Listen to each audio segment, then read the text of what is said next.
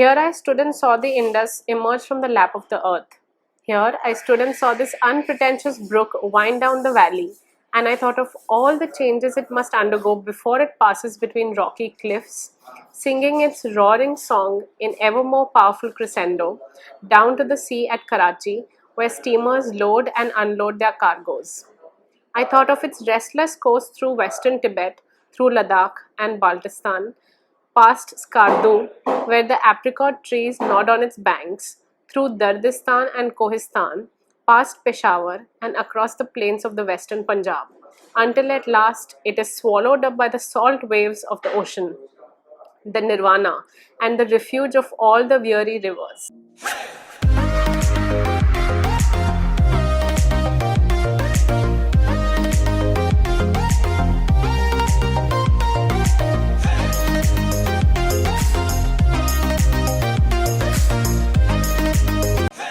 Hi guys, welcome back to the Sindhi Film Festival. We are back with another book video this month, as usual, our monthly tradition. But before I start this video, I want to quickly remind you of all the videos that we've done in case you're interested in watching those or have missed out on those. So we've talked about Risalo by Christopher Shackle, More Than Just Papad. We've talked about L.K. Advani's book. We've also talked about Mohan Gehani's book on Adipur and Gandhidham, Aruna Reetsinghani's book on Sindhi food, and most importantly, the partition-related Freedom and Fishers by Menka Shivdasani and Anju Makhija. Now, talking about this month's special book, it is not a book, it's a journal on Indian heritage, and it is a Keepsake collection, so it's a very special copy. I was gifted this copy by Nandita Bhavnani, and instead of talking about the entire journal today, I thought it was very important to focus on the first article. It is on the Indus River, and it is written by Nandita Bhavnani, and I am super blessed that she gifted me this copy. This journal was published by Manjari Khandekar on behalf of the proprietors of Heritage India Communications Private Limited, and it was published in 2016 for the price of rupees 250. Now, I first want to talk about where I stand. I have always been in awe of the Sindhu River, the Indus River, but I don't know much about it. I just don't want to be like, oh wow, yes, that's our heritage. I don't want to be that person. I love the fact that I'm from Sindh, but I want to know more. So this article was a very important article for me, and I thought of dedicating this video to this article itself instead of the journal. The journal begins with a beautiful foreword. It's by Dada Jashan Vaswani, and in the editorial, the editor-in-chief Manjari Khandekar talks about why they chose to start with this Harappa and Indus civilization and going back to our roots as their first issue for the Keepsake collection. I quote, "While much has been said about the Mohenjo-daro and its archaeological historical values, not enough is known about the people who lived there over the centuries.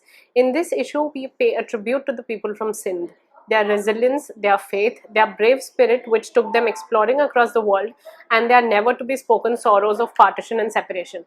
And she again talks about why they chose the article on Indus River. And while we talk about the Indus civilization, not many were able to respond correctly when asked the question, where is the Indus? Does the river still exist? And these were the exact questions that even I had in mind, and that's why I was so fascinated to the article. Now, because I do know Nandita Bhavnani, I asked her, is there any behind the scenes tidbit stories that she can tell me about this article. So this article, she wrote 3 different versions of it. She had first written this article for the Hindu newspaper in 2006.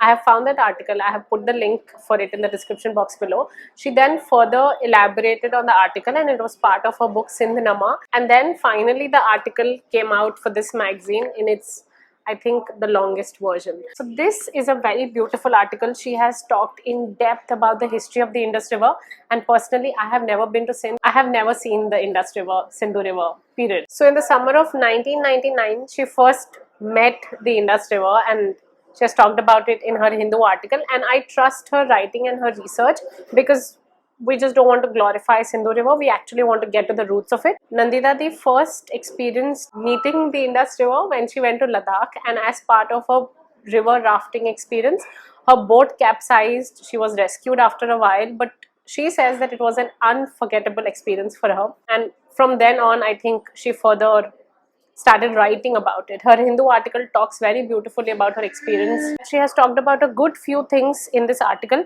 I'm just going to talk about the 2 things because of the limitations of time. The quote with which we began this video, that was a part of what Sven Anders Hedin had written about the Indus River in 1907. He was a Swedish explorer and writer who explored the Indus River and wrote about it extensively about over 100 years ago from now. So that quotation she has used in her article. And what I liked about this article, there are many things, I'm just going to talk about two, that the river's moods are very seasonal. So Sindhu River is not at its peak all the time, the Indus River. So the name of the river is Indus, but when it enters Sindh, it is known as the Sindhu Darya, simultaneously Sanskrit and Persian for ocean. So I'm using the word Sindhu and Indus interchangeably here because of this reason.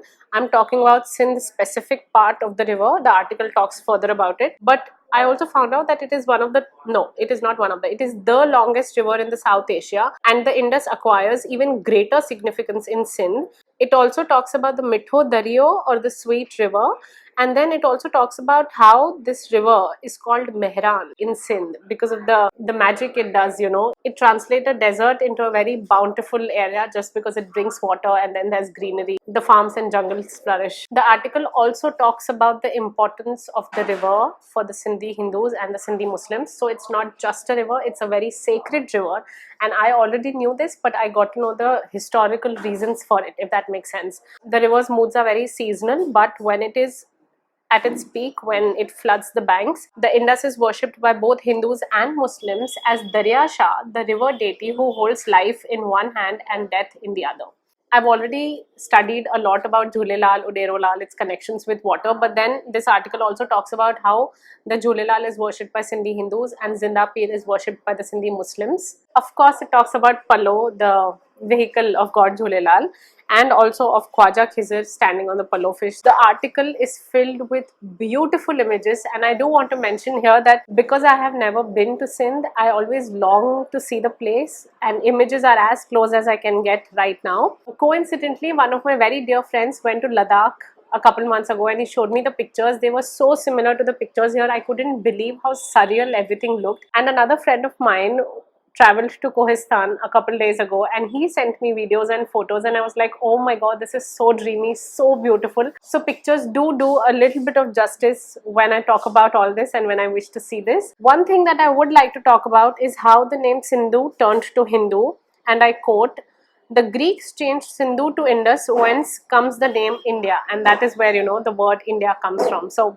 this is historical. I believe this. It's not just, you know, made out of thin air. Also, when we were studying this article, researching more about it, we realized as part of our discussion how in our history textbooks in India, the curriculum that we've had, we've never had anything about Sindhu River in depth, or, you know, anything about Sindh. It's just that partition happened, India, Pakistan happened, and that is it. So it is a very fascinating time for us because we are getting to research more and we are going beyond just the border and that's it. Because that is not where the story ends. There is so much more to it. We in India haven't had a chance to know more about the geographical history of Sindh and Punjab. And when this article talks about Punjab consistently, I had to actually message Nandita Di and confirm which Punjab she's talking about, because as part of living in India, when we say Punjab, it's just the Punjab in India. And it's very easy to forget that there's a Punjab in Pakistan, and that is what this article is referring to. So I was very curious to know more about it, read more about it, research more about it, because the Sindhu River in particular, has been an integral part of Sindhi culture and Sindhi heritage. And partition has been a very recent phenomenon. One beautiful statement that really hit my heart was later in 1947, when the country was partitioned, the Indus and its tributaries were partitioned too. It breaks my heart to see that even the river was partitioned as part of partition. Something so flowy, uncontainable, even that was partitioned, you know, water, the life-giving source. Of course, the river has changed its course. It has changed over decades, and this article talks about it. I want to encourage you all to purchase this, and I'm very happy to tell you that it's available for purchase. As part of research, I found that out. On Heritage India website, it's available for purchase, and for people who are interested in history, in Sindhi culture, I think this would make an absolutely beautiful present, because this entire issue of the journal is a Sindh special feature. I'm going to put a picture of the contents page for you. Of course, all the copyrights belong to Heritage India of the images used in the video. but it's a beautiful journal. I was very happy to see that it's available for purchase. I'll put the link for you in the description box below if you would like to purchase this. It's available for purchase for rupees 250 at Heritage India website, and I think it is a must-have for all the Sindhi culture, Sindhi history lovers out there. So this was it for this month's book video. I hope you didn't mind that I focused on an article of a journal instead of a full-fledged book. And if you have any recommendations, suggestions for me, please let me know in the comments below. I absolutely love reading books and knowing more about my culture and heritage. Please do like this video if you liked it. Share it with your friends and family. Subscribe to the channel and ring the notification bell to stay updated with our upcoming videos. I'll see you in my next video. Thanks for watching. Bye.